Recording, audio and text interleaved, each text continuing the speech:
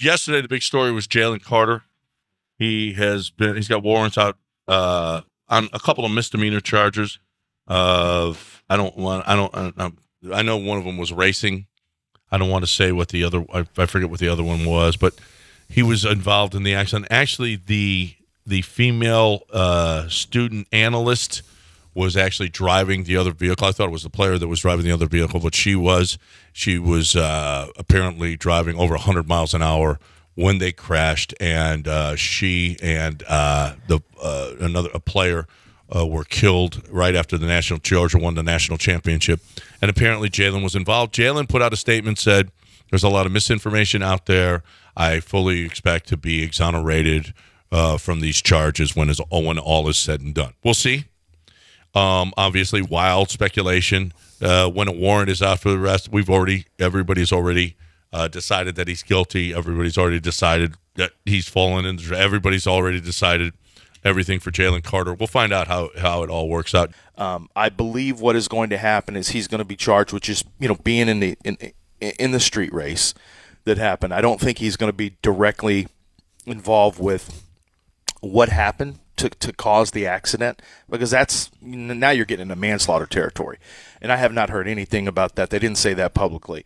Now, what I can tell you, I heard, Todd McShay took a ton of bullets from everyone, from sanctimonious people who just refused to believe that this could possibly be true about his character. Todd McShay did not have this information. Todd McShay made his comments about Jalen Carter before any of this stuff happened. So it was not about that. But I'd already heard the stuff that McShay heard, so I kind of followed up on that. And at least one person for one team I spoke with said that the character is worse than just misses some meetings or whatever. It's a real red flag, at least for this team. It is a real red flag for them about what kind of professional he's going to be. And when I say stuff like that, I know it's easy to slough off, but my dad worked at a guy from Georgia, headed into the combine, named Isaiah Wilson. You guys may remember him. He was a first-round tackle drafted by the Tennessee Titans. He never played a game. He never played a game. He was so out of control. And my dad said, he said you could tell he had a little bit of BS to him when you talk to him. He said, but honestly, he kind of fooled me into thinking he was really wanted to know what I do with this move and what about this move. And maybe he did, want to know about the different football stuff that he was being taught from my dad. But at the same time, this guy was like, it was just all about parties. The first incident was he was at a college party and then jumped off of a roof. Well, what about when he was supposed to be at the meeting and he's supposed to be at a meeting? And I think that was with a different team. Yeah, that was when he went to the Dolphins, right? Yeah, and he's on top of like a car dancing on his Instagram story. Like, he posted it. Yeah. He posted it. So, so Isaiah Wilson just never even played in the NFL. So and I'm not saying that's not a shot at Georgia. I'm just saying players' character in the background, when you hear about that stuff, there are times it really matters. And I'll just say this is now number two for Jalen Carter, because the stuff in his background, McShay wasn't wrong on it. And I even said at the time, I heard the same stuff. That's for sure in the background. Whatever people want to say, it's for sure in the background that they had issues with Jalen Carter at Georgia. I don't care if he fed the homeless guy or gave money, bought meals for his walk-on football player. That's all great. But it doesn't change the other stuff. And now this, on top of it, which is really, John, I think going to get down to, this is my guess, a case of really bad judgment to go street racing. I don't think it's going to go beyond that. I think it's just going to be, this is really dumb for you to street race, especially after Henry Ruggs wasn't street racing, but, he caused the death of a woman who burned alive in her car because he was going 120 miles an hour or whatever in a suburban neighborhood. And he's in prison. And so, you don't know why young guys do this stuff, but he did. I think he'll get in trouble for that. I don't believe any of this is going to kick him out of the draft. I really don't, because I don't think it's going to turn into a felony. But what has happened is there's a big light shined on this, and then Todd McShay's comments that he was making, that a lot of people said, okay, you guys By the way, everyone who says the internet's undefeated, well, it's definitely no longer undefeated. The internet took a big loss with the way they treated Todd McShay. And so about his comments when he said that the kid had, although I knew that, and there's just no reason publicly to put that out there nationally, because all you're going to do is just, like, you're just going to get creamed.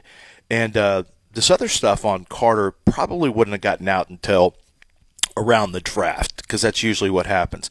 But now it's going to be fair game, and there's going to be, and McShay may expound on what happened, because he knows that Georgia's not going to, they're not going to try to make him look bad and say, oh, no, we didn't have those issues. He knows that they can't, they have to just sit there and take it and not comment on stuff. So I think you're going to really start hearing a lot more about Jalen Carter and the issues they had with him getting to practices, listening to coaches, this, that, and the other. Now, the reason that's important is because the Chicago Bears now just lost some leverage. They just lost some leverage.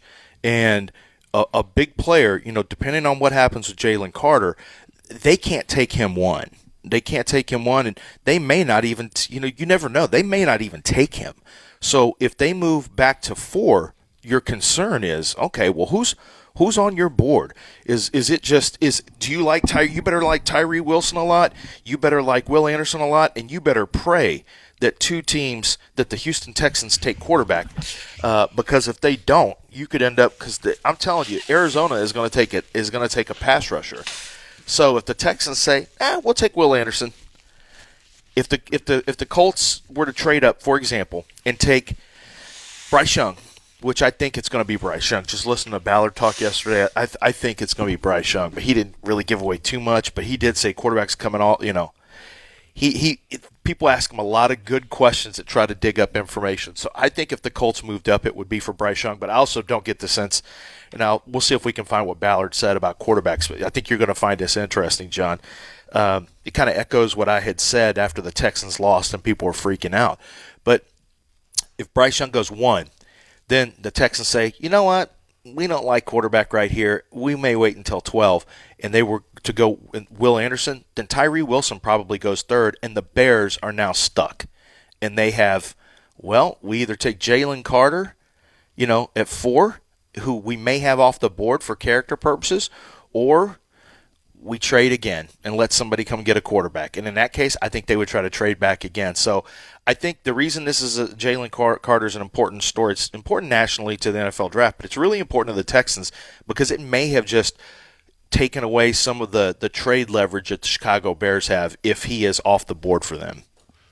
So somebody may get Jalen Carter, who could be the best player in this draft, at a discount. Yeah, this could be, and Laramie Tunsil. Miami got a discount on Laramie Tunsil because of the Bong video. Jeffrey Simmons had an ACL tear. Fell. Yeah, he had an ACL tear. So I don't think it was so much about what happened on the video from high school. I think it was more about him having an ACL tear. But the Titans he was in the 20s, I think. Yeah. So, yeah, I mean, you got an unbelievable player. And listen, the Bears may love Jalen Carter and say, well, we can't take him at 1, but if we do move down to 4, we can take him there. Sure, and that's totally possible. I'm just giving you a scenario if they had him off the board. If they think we just don't like his football character and we're not going to miss on a guy, that's if they take him off the board. So you're right. It could be at 4. They look at him different. They could trade twice, or they could move all the way to 7 and think that they could get him there. I don't know, but I'm just saying that this has muddled it a little more.